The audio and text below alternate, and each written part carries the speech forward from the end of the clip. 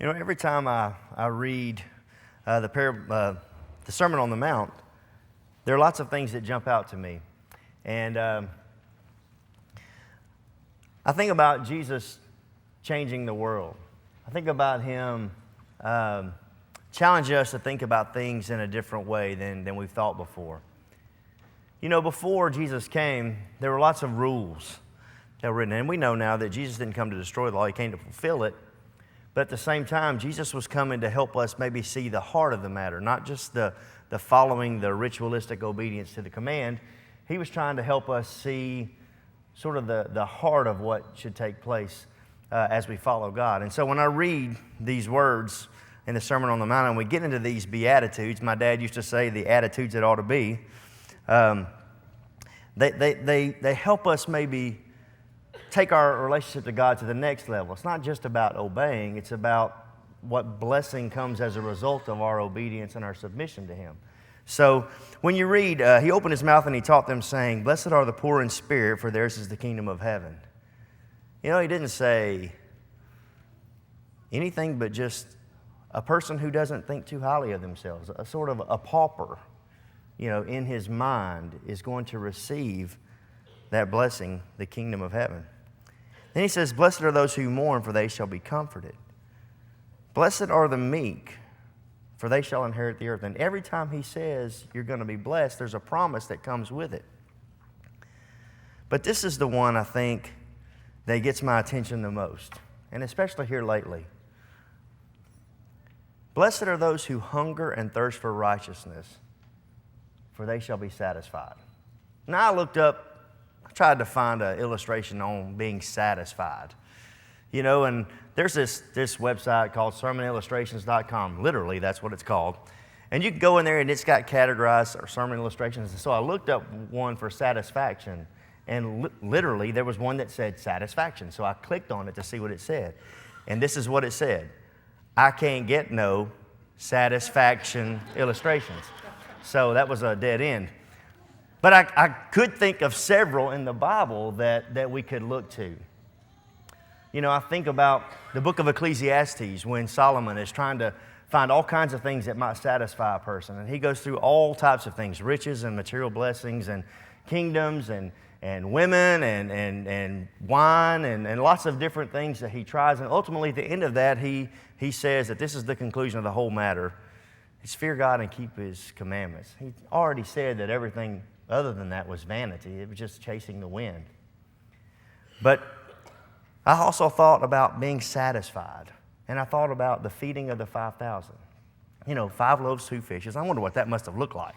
You ever thought about how did that look as Jesus has the 5 loaves and the 2 fishes, and He's feeding 5,000 men and then all the women and children?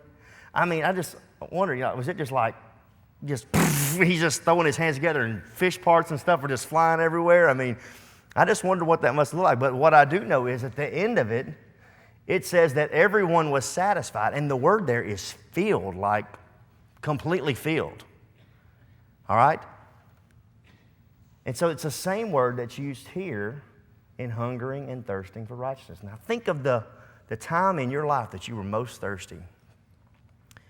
I can think of several times for me, but the one that really hits me the most is my daughter, who's now 13, was 2 years old, and she had, I think it was called the rotavirus. And she was dehydrated. And without getting into too much graphic detail, she had lost a lot of fluids. And to the point where her tongue was sticking on the top of her mouth. You know, so we went to a doc in the box. And we said, "What do we need to do?" And they said, "Well, give her a half a teaspoon of water, and if she can keep that down for 30 minutes, give her another half teaspoon." Well, what if she doesn't keep it down? Well, you don't give her any more. Wait another 30 minutes and then come back and try to give her another one. So we did this impossible routine for I don't know how many hours, and things were just getting worse to the point where she was just lethargic, laying on the ground, face on the floor to just get some cool. She feverish. Terrible. So we took her to the ER. We got in there, and the doctor there had a whole different take on it. He said, how many fluids has she had? It's like almost nothing. She's basically thrown up everything we've given her. And so there's nothing, she really has nothing. He said, how long has it been? I said, like hours and hours and hours, like maybe 24 hours. He said, okay, we can't get a needle in to give her fluid, so somebody bring her a Sprite. So that little girl, 2 years old, had never touched a soft drink before because her mother wouldn't let her. And she bottomed that thing and just, it was like, she literally just bottomed that can. And of course, she lost a little bit of it. But the doctor's philosophy was, well, hey, if she gets 12 ounces and she loses 8, she's still +4, right?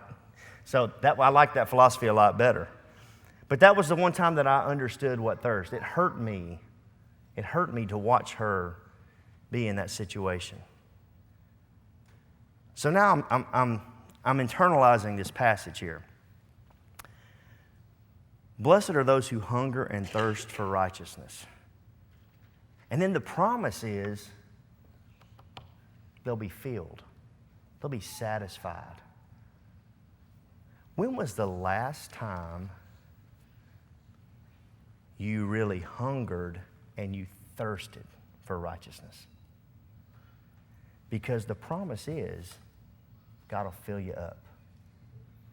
See, I think maybe it's not so much what we're giving to God because He needs nothing, but it's what He wants to provide for us. Have you ever thought about it from that standpoint? It's not so much about what we're pursuing as much as what God will fill us up with. So tonight, the question comes to us. Are you hungering and thirsting for righteousness? Do you want to be filled the way God can fill you? In that illustration with Jesus and the 5 loaves and 2 fishes, there's not a better illustration of how God can fill people up. I don't know what it is, but I do know this. His promise is sure. If you want it, He'll fill you up. If you have a need tonight, if you're not a Christian and you want to put Him on in baptism tonight, we know that the Bible tells us that when a person believes that Jesus is the Son of God and they're willing to share that with the rest of the world and live that way, and they're willing to change their bad habits and turn to God, and they submit to baptism, that the Bible says that they're cleansed of their sins. They're washed away, and they get a new life, brand new start. And if that's what your need is tonight, we hope you'll come forward. But if you're just a person who's going through the motions and you're struggling to find that motivation to live for God, and tonight you've heard something maybe that stimulates that helps you say, today I'm ready to be committed. Don't wait another moment. Come now while together we stand and sing.